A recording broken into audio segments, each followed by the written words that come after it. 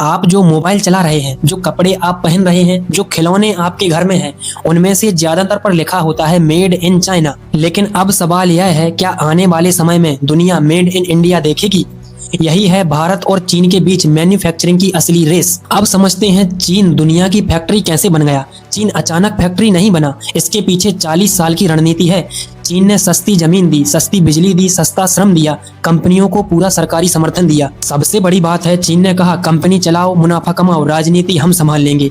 आज नतीजा यह है, दुनिया का 30% से ज्यादा उत्पादन चीन में है।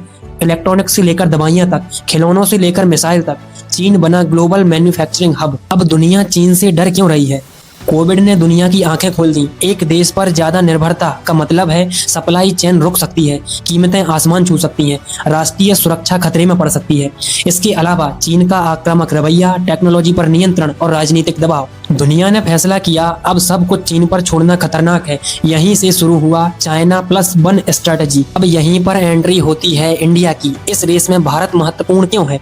दुनिया की नजर भारत पर इसलिए है क्योंकि भारत की जनसंख्या युवा है, मजदूरी चीन से कम है, लोकतांत्रिक व्यवस्था है, बड़ा घरेलू बाजार है और सबसे अहम, भारत किसी देश को ब्लैकमेल भी नहीं करता।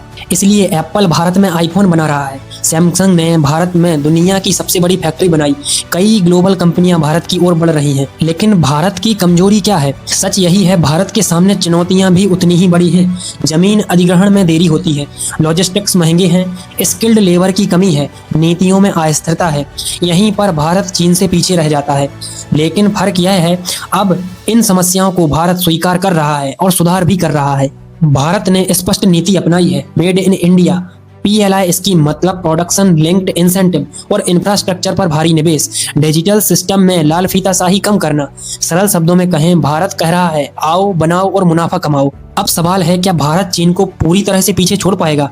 सच्चाई कड़वी है, भारत आज चीन को पूरी तरह रिप्लेस नहीं कर सकता, लेकिन भारत चीन का सबसे बड़ा विकल्प बन सकता है। भविष्य ऐसा हो सकता है, हाई वॉल्यूम अभी भी चाइना में ही है, लेकिन क्वालिटी और ट्रस्ट ये दोनों भारत में है और यही भारत की असली जीत होगी। अब अगला दशक किसका होगा? अगर नीतियां स्थिर रहीं, इंफ्रास्ट्रक्चर तेज बना और स्किल्ड डेवलपमेंट सही हुआ, तो अगला दशक भारत का मैन्युफैक्चरिंग दशक हो सकता है। चीन ने फैक्ट्री बनकर दुनिया जीती, भारत भरोसेमंद पार्टनर बनकर दुनिया जीत सकता है। क्योंकि आज दुनिया को सिर्फ सस्ता माल नहीं चाहिए, उसे चाहिए स्थिरता, भरोसा और भविष्य, और यही भारत की सबसे बड़ी ताकत है। अगर आपको लगता है कि भारत मैन्युफैक्चरिंग में बड़ा रोल निभा सकता है, तो इस वीडियो को शेयर जरूर कीजिए और कमेंट में बताइए, क्या मेड इन इंडिया आने वाले समय में मेड इन चाइना को टक्कर दे पाएगा?